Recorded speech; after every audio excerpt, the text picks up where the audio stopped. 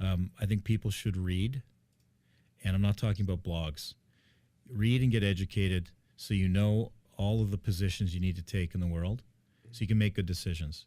There's a lot of things going on in the world right now, and you need to be educated about what's right and wrong. Yeah, it's well said. Hello up there. It's Brad J. Lamb. You too can become a condo millionaire. The Todd Shapiro Show. Canada Laughs. Sirius XM 168. All right, here we go. How you doing, Brad? This is a day I'd say I'm not doing that great. Oh, shit. Why not? Tough day. Tough. What happened? Tough work day. Really? Yeah. I had a tough work day, too. Did you? Yeah, I consulted for someone who's not paying me money. Oh. It pissed me off. I'm not used to that. Yeah. Yeah. I have that problem all the time. See, everyone in business, I'm learning in business that is a big part. You have to forecast for that moving forward in business. Yeah, you're constantly struggling. And by the way, I'm sure we employ a lot of people, probably 2,000 people, and they're always complaining that they don't get paid on time from me, like that I'm not paying them on time. So it's a circle. Oh, right? okay. So we don't get the money when we should get it, and they don't get the money when they expect it, and everyone wants their money in like net 30 days from the time of billing. You want it in 30 days, and it stretches out. It gets to 60, 90, sometimes 120. What is it like after 120? Do you kind of go, "Oh yeah, that's it"? Like there's no more? No. No. If I'm trying to collect, Yeah. no. We continue. You continually try to collect your money, and most people do pay. Most people do pay eventually. We always pay.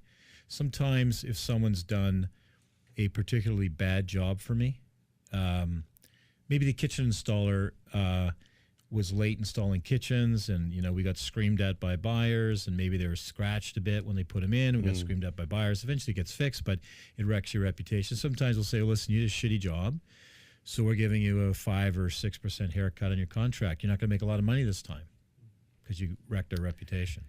Yeah, it's interesting learning about business because there's a lot of that I do. Young entrepreneurs, they probably never do they teach that stuff in school to be prepared for that? No. I think things like engineering school and business school. I think medicine's different. I think you actually learn. I think you learn a lot in medicine. Not that you don't learn a lot in the other things, but in engineering you learn the basics of science, engineering, and physics, etc. But you don't always know exactly how to use it till you get out there, and you really need to work at it for years. But in terms of business, when you come out with a business degree, you know jack shit. Nothing. Nothing prepares you for the real world in business. And some of the best business people are people who have no training at all. They just picked it up after 20 or 30 years, and they're the most vicious, difficult people to do business with, which in the end sometimes makes them the best. Not always. Sometimes it does. Being ruthless in business can make you the best. Well, it can make you. So it depends on what kind of business you're in, but it can make it. Can. I'm not sure if you measure money by success. I think that yes, I think that can make you more money than someone who's more fair. And people would argue that if you're more fair, you get repeat customers. But at the end of the day, business is really about money and low bids. Low qualifying bids. And so I find that the people that sometimes are the biggest and the best are the ones that squeeze the dollar the most everywhere. Is negotiating, do you get a rush from that, like the negotiating part of it, or is it stressful? It's tiresome. It is. It is tiresome. What I'd really like is people to do what they say they're going to do. I'll do what I say I'm going to do, and I'd like people to close their condos on time without bitching about things and without being small-minded about little deficiencies, which always get fixed. We're bound to fix them, but it doesn't work that way. It's just sometimes when you run a business like I run, it gets you down. Sometimes it just grinds on you, for sure. You should just give up. I'll be like, yeah. So honestly, I think about giving up all the time. I don't know. I told you this probably 4 months ago. I think I told you, like, if someone gave me $8 million, I would just do nothing. Like that would be enough for me. I would live off that, even if it's 5 to 7%, and just live a modest lifestyle. And I think you said to me I wouldn't be able to, but I feel like, I don't know, it's a lot. No, I think you could at $8 million if you we're able to earn, I think 5% returns easily achievable without doing a ton of work, right? So that's $400,000 a year, and then you could pay your, I don't know, $200,000 in tax. You could live on that for sure. Why not? It'd be a great life. You could, yep. And just do nothing though. Yeah. Just be a good dad. I want to be a good dad. Like that's the other thing. Like you have a young daughter. I just love spending the time with my son. They get old quick, don't they? You know what? I love spending time with my daughter, and it's I never even dreamed it would be as cool as it is. Like I just didn't know, and because the other people's kids annoy you. Yeah, for sure. Right? They just do. And so being around my daughter, sometimes though I need a break. So it's good to be able to get away to go to work and go, hey, I'm going to work now, and because I'm not with my wife, we're divorcing. If you're married and you're with your kid can play in this happy household, and it's okay. Like they can play by themselves. The kid's always there for you to go and say, hey, let's play and whatever. But when you only see your kid, maybe 40% of the time, I'm around my daughter every minute that she's with me, that 40% of the time, like every minute. It's almost every minute better.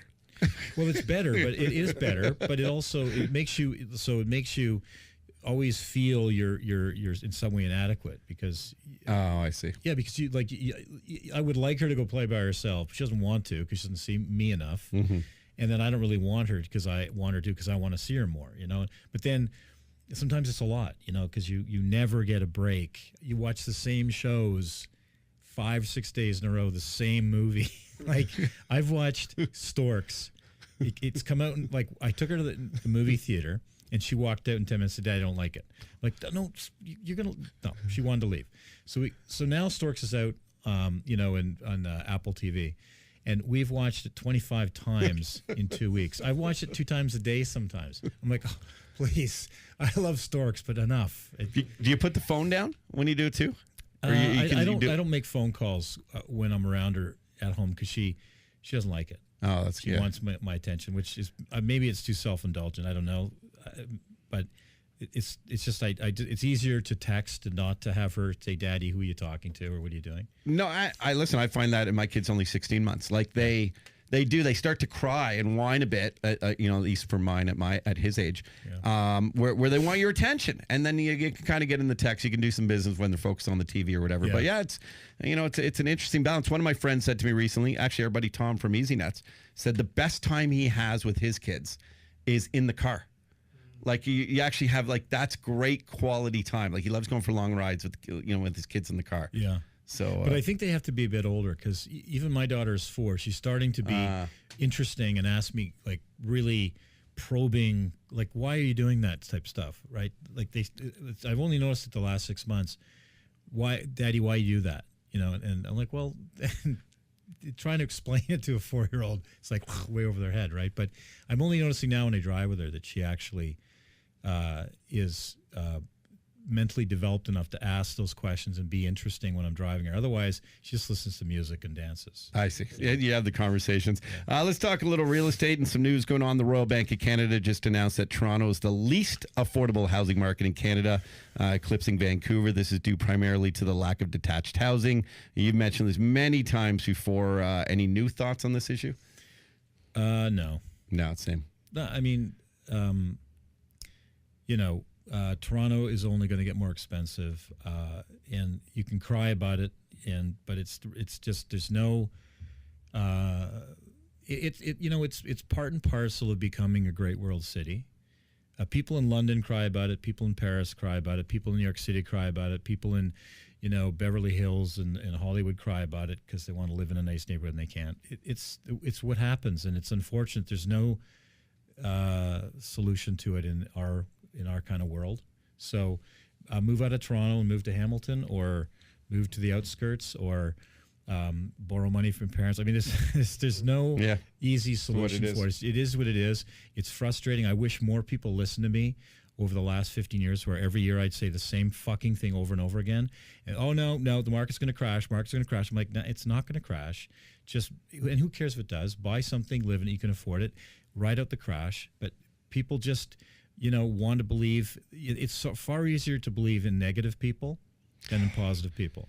Trust far me. easier. My biggest mistake is I've listened to negative people most of my life. Only in the last sort of 4 or 5 years did I start to try and follow a positive path. And it's like you start to shake your head as to why we're conditioned that way. Most of us. It's sad, actually. It's easy because it means you do nothing. And if you have to make a decision that's uncomfortable, we as humans don't want to do that. So doing nothing is actually being negative. Not changing your situation is doing nothing, and that's being negative.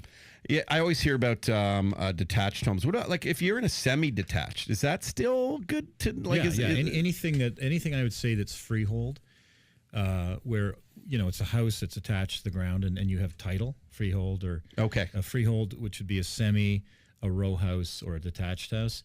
Those things are going to be, well, they already, I think, are out of reach of most people, but they're going to be wildly out of reach. I'll tell you this, a detached house in the beach will be currently trading, say, at 2.2 for a detached house, 30-foot lot.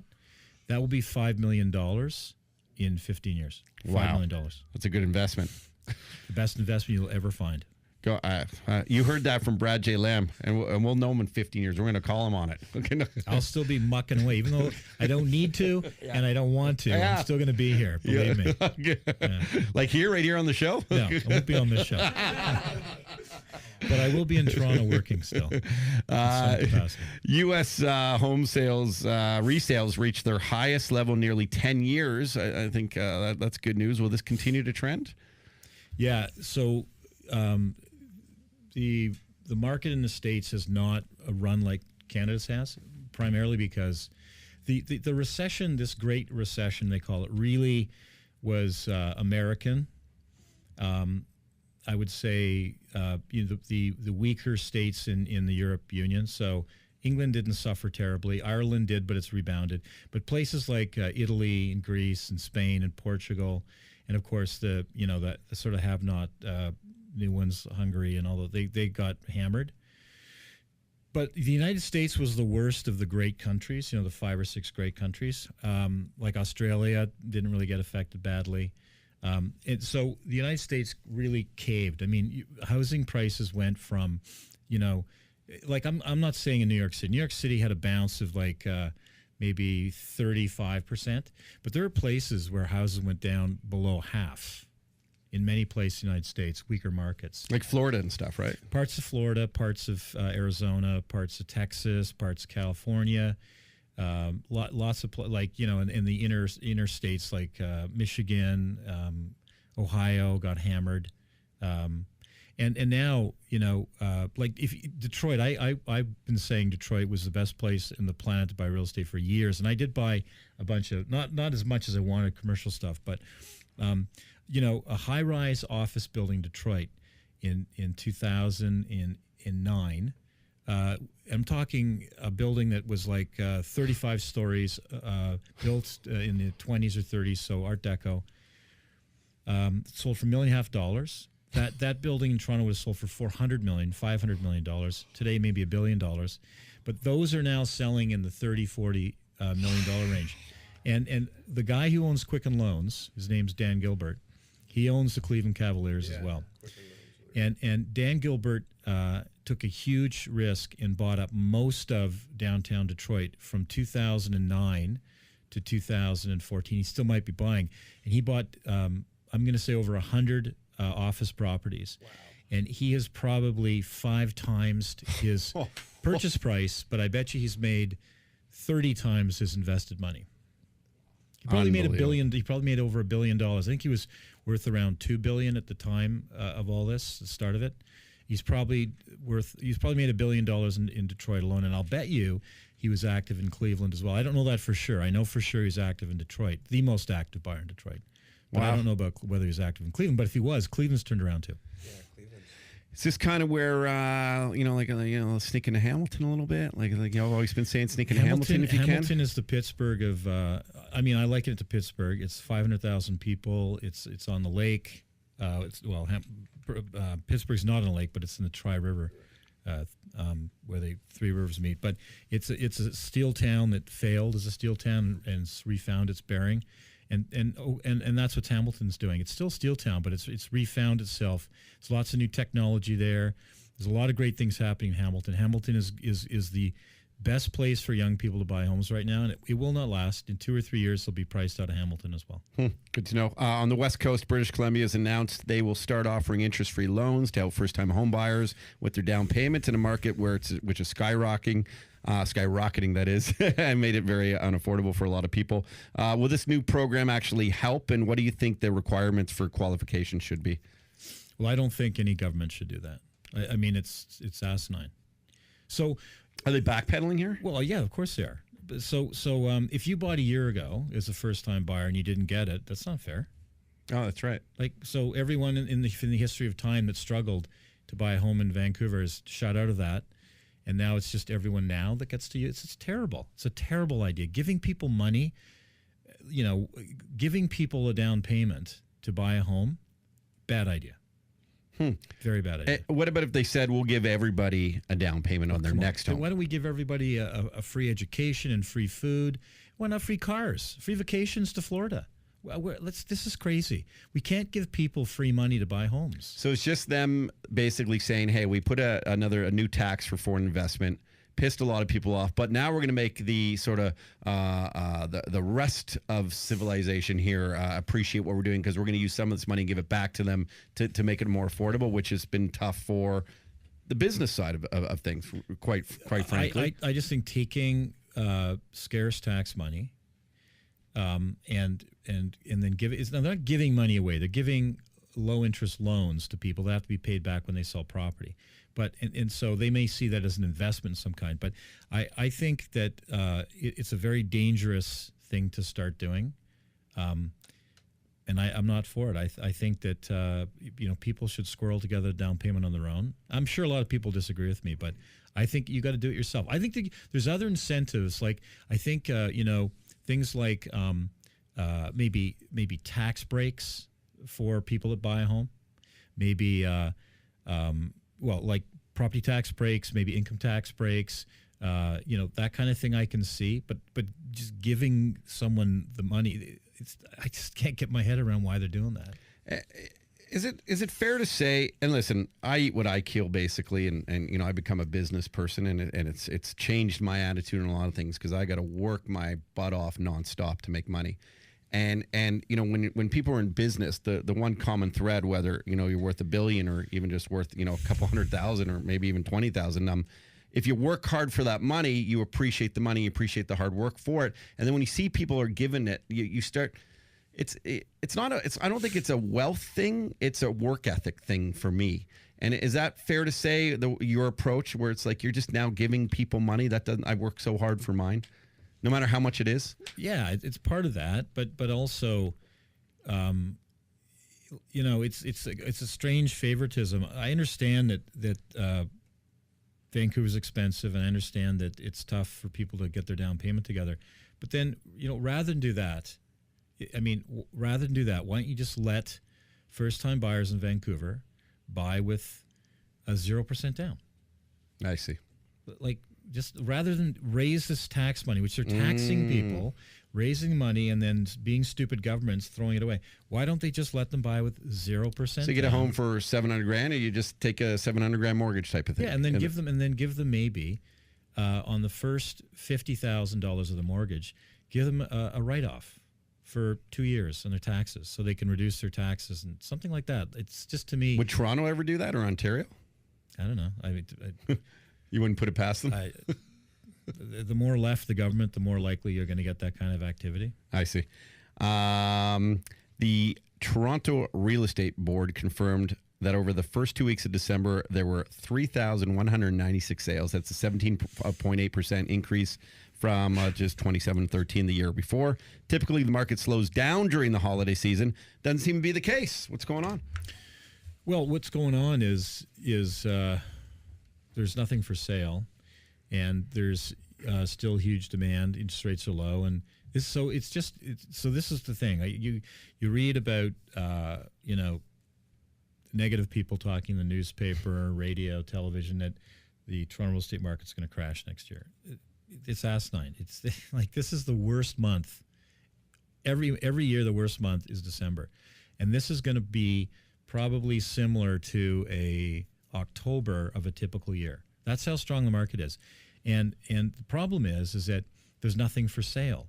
So last year at this time, there were. I look at the condo market more closely than anything else because it's the market that's going to be the canary in the coal mine, right? What does that mean? First one to fail will be the condo market okay. because we can add supply. So that's the one that'll slow down first. And so, last year at this time, there were 1,800 properties for sale, condos in the central core on MLS. This year, there's 900, half. Now, last year was a record year. So we set up ourselves at 1,800 units in January for sale, and it was a record year. So what's going to happen this year with 900 for sale? It's going to be crazy. The price increases this year over the 2017 price increases will make, I think, 2016 price increases look small.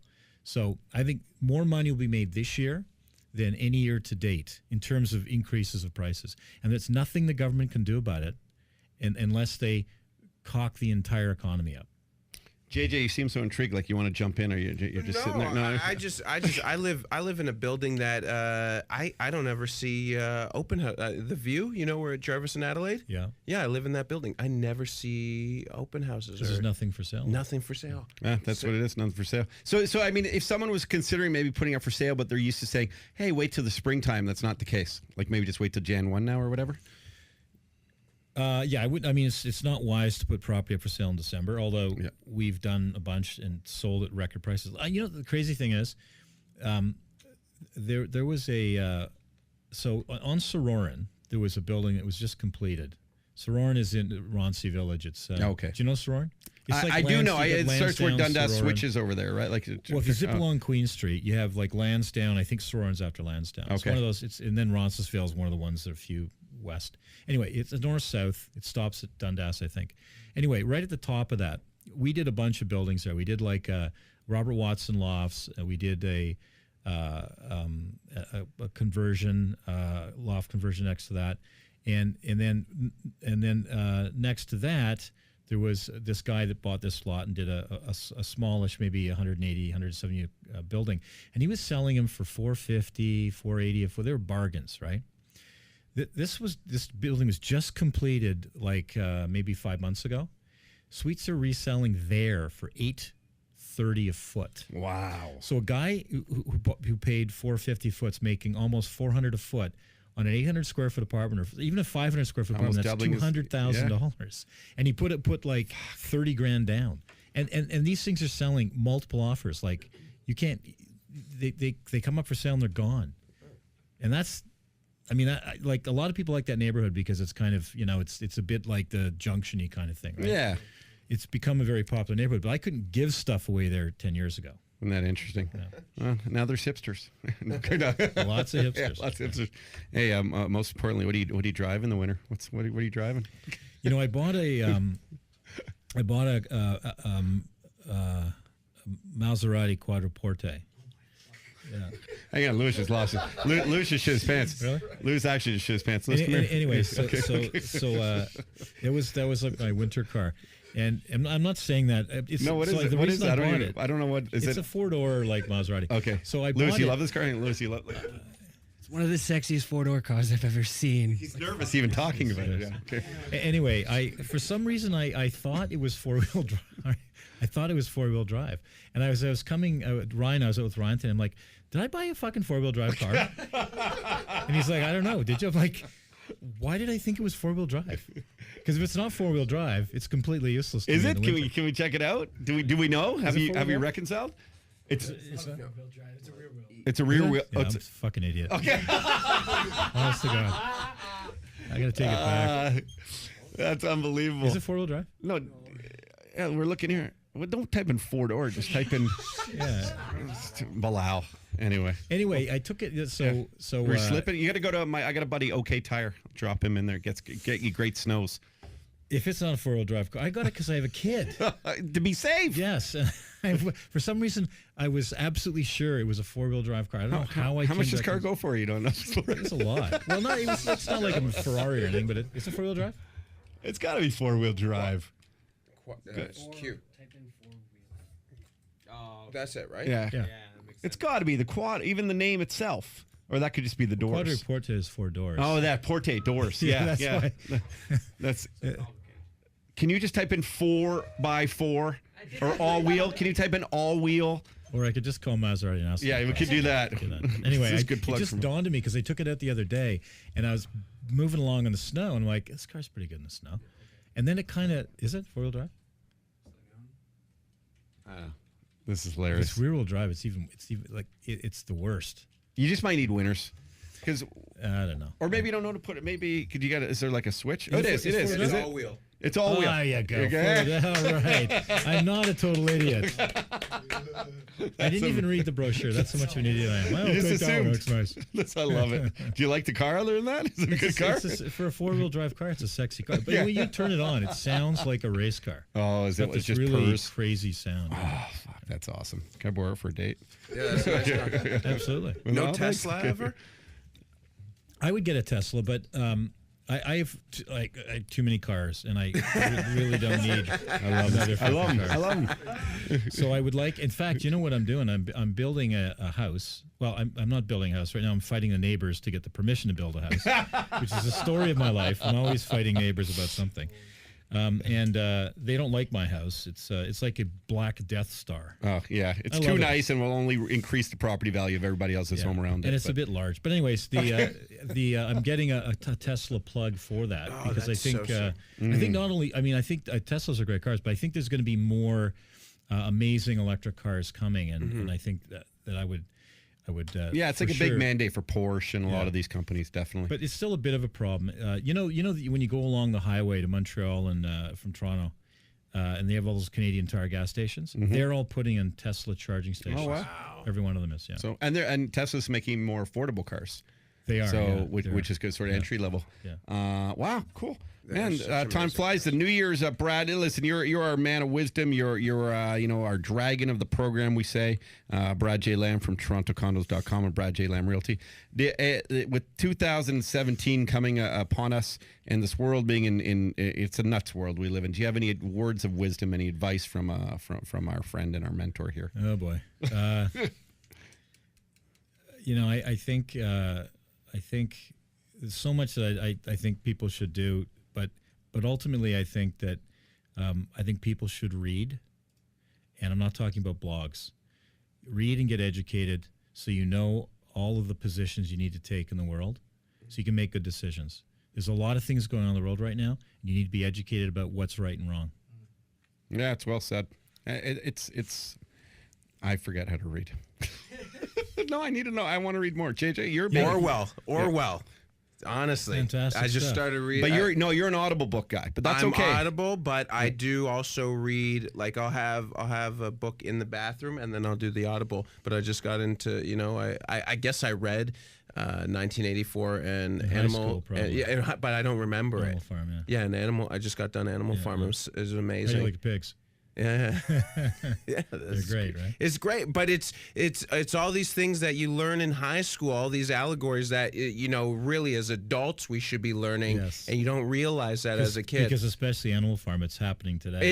That's exactly what's happening In right now. 1984 is happening today. Yeah, Yeah. it's all happening. Orwell And was you know what? I'm going to genius. tell you something. You say George Orwell to 125-year-olds, I'm going to bet you that 90 say who? Wow. Oh, I agree with you 100%. No, but I didn't know. But they know I a didn't YouTube. But they know a YouTube star. Yep. Yeah, the guy that can jump from a roof and land on boxes. That guy. Those guys are super fucked. talented. Those guys are fucked. I don't know. That might be a good publicity stunt, though, eh? We get some guys to freebase off some of Actually, your I'll tell you buildings. something. We should talk about viral stuff. A guy that used to work for me. Yeah. His name is Roman Sidor. He used to jump from the top of a building into boxes. He was a stuntman. Yeah, I'm like, dude, there's better No, we ways should to do have some. to- We should do some Brad J. Lamb like viral. Pretend we don't know what happened, but it did. Like Did I we do. die? No. You don't. You don't. No, it's not you. Someone we get, does. like those like Russian kids where they go to like the edge. But I can tell you something. The parkour. That guy, I was in my building, where I live, and I looked out the window and I saw this guy jumping. You know what he was jumping over, right? There was an open.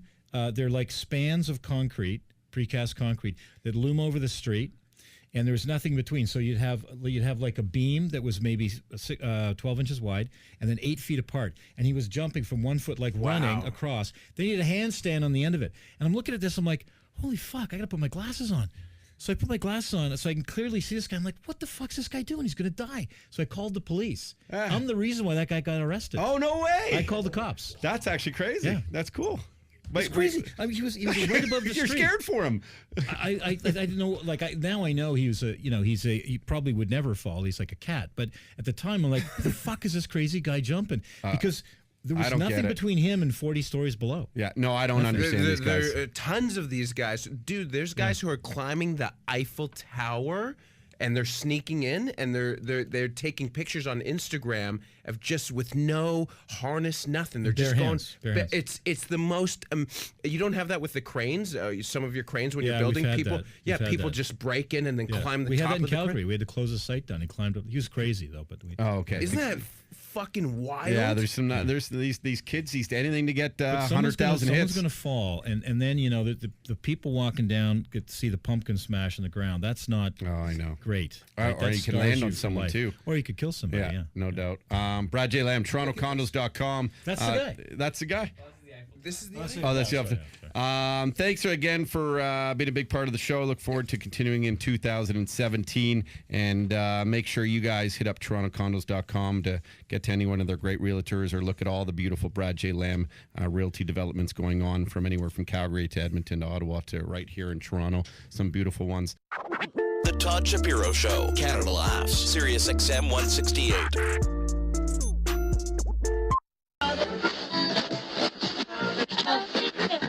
The Todd Shapiro Show. Hey, thanks for watching that video. You can subscribe over there, or you can watch another video over here.